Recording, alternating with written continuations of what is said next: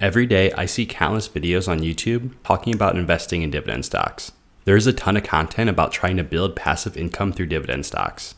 Some YouTubers and even professional investors buy stocks just because they pay out a high dividend.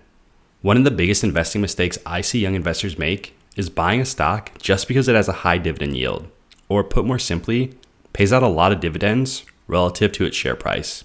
However, investing in stocks purely for a dividend is almost always an unwise thing to do for anyone who's trying to invest in stocks to build long-term wealth. In this video, we're going to listen to Warren Buffett describe why companies paying out a dividend can actually be a bad thing. Now, let's listen to what he has to say. And Mr. Cray made the statement that his favorite American stock is Berkshire Hathaway. And one of the major reasons he stated was that Berkshire has never paid a dividend, as we all know, and consequently you had superior utilization of the extra cash. Now, if you extend that reasoning, could it also be a beneficial policy if Coca-Cola and Gillette stopped paying dividends and utilized the cash in other ways? Well, it depends what they could use how they would utilize the cash and what they could use it for. Those are more focused enterprises than Berkshire, at least in terms of products. And they, I commend managements that have a wonderful business for utilizing cash in those wonderful businesses or in businesses that they understand and will also have wonderful economics, and for getting the rest of the money back to the shareholders. So Coca-Cola, in my book, is doing exactly the right thing with its cash when it it uses all the cash that it can effectively in the business to expand in new markets and all of that sort of thing. But then beyond that, it pays a dividend which distributes cash to shareholders, and then it repurchases shares in a big way, which returns cash on a selective basis to shareholders, but in a way that benefits all of them. So you will benefit from us not paying dividends just as long as we can use every dollar we retain to produce more than a dollar of value and of market value over time. Whether we can continue doing that, how long we can continue doing that, I can't promise you, but that's the yardstick by which the decision is made. And that is the yardstick, I think, by which Coca-Cola is making the decision too, and I think that they deserve great credit for exercising the discipline to quit when using cash when they've run out of the opportunities to use it well, and then to further deploy it advantageously by repurchasing shares. I think one of the things I admire about my friend Bill Gates, he's got $4.5 billion of cash in Microsoft, and there are very few managements can stand having $4.5 billion of cash and not doing something unintelligent with it. So far, it's made sense for us to retain everything we earn, and I think it'll make sense for a while longer, but it may not make sense indefinitely. In terms of not paying dividends, we don't pay dividends because we think we can turn every dollar we retain into more than a dollar of market value. I mean, the only reason for us to keep your money is if it becomes worth more by us keeping it than it would be worth if we gave it to you. And if we can create more than a dollar of market value for every dollar we keep, you're better off whether you want to take that dollar out by selling a little piece of your stock or whether you continue to leave it in. That's the test. If we come to the conclusion that we can't do that, and we could come to the conclusion sometime, then we should distribute it to you. The interesting thing is, we're in certain businesses, for example, See's Candy being one. We don't have a way to intelligently use all of the money that See's generates within the See's Candy Company. So if See's were a standalone company, it would pay very large dividends.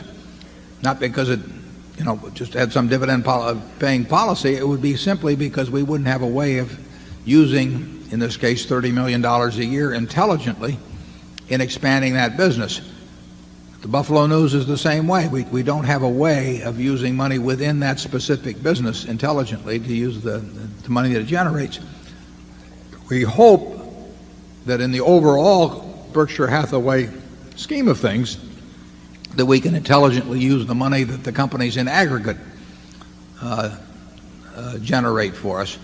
And we think so far we have, and we think the prospects are reasonably good that we can continue to do that.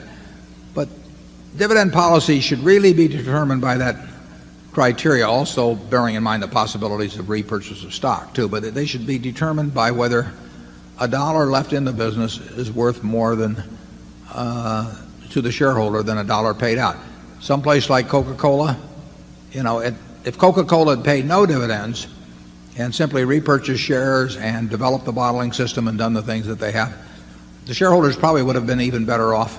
They've been sensationally well off as it is, but they probably would have been even better off than they have been with the dividend policy they have had.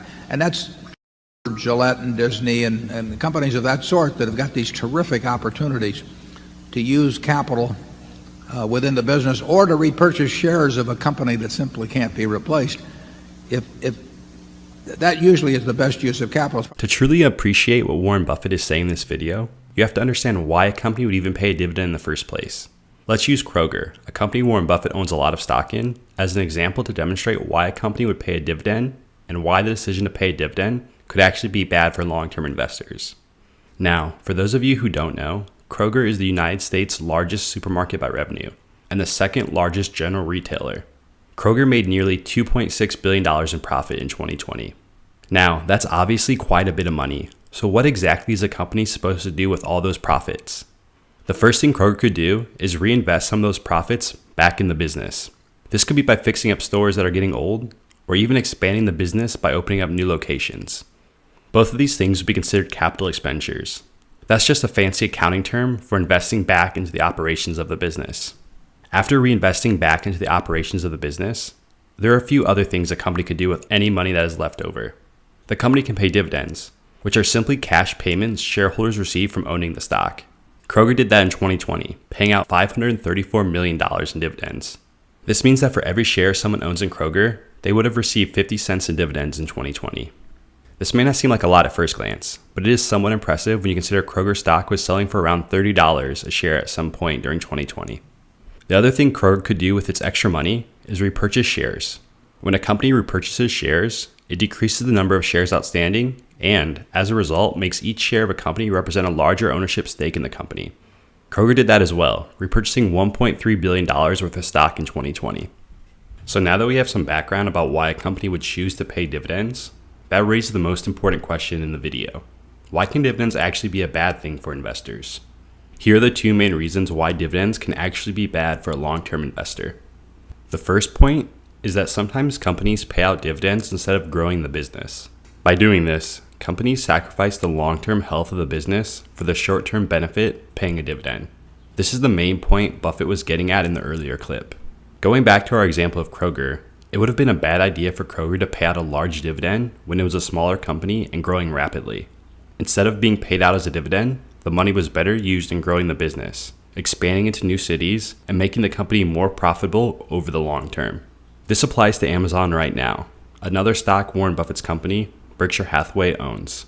Right now, Amazon is growing rapidly, and it needs every dollar to be used to continue to expand, whether it is building new warehouses, hiring more people, or expanding Amazon Web Services. There are many attractive areas for Amazon to spend its money growing the business. Amazon should only start paying a dividend when the company has more cash than areas for the company to use that cash to generate high returns for investors. The second point, and something that really takes a while for new investors to understand, is that most companies can't maintain extremely high dividend payout levels. There is pressure on a company's management to always be raising the dividend the company pays out, despite changes in the underlying performance of the company. Sometimes, the dividend gets to such a high level that the company can no longer continue to pay the large dividend. These companies are commonly referred to as dividend traps. Naive investors will buy shares in the company because it has a really high dividend yield, only for the management of the company to cut the dividend substantially because the company doesn't have the ability to continue paying the dividend. This is what happened recently with AT&T. Some investors purchased the stock because the company's dividend yield was nearly 5 times that of the average S&P 500 company. Shortly after, the company cut its dividend in half, and the stock price plunged. Investors who bought the stock for the dividend lost far more money due to the stock price decline than from the few dividend payments they received. So there we have it. Make sure to like this video and subscribe to the channel because it is my goal to make you a better investor by studying the world's greatest investors. Talk to you soon.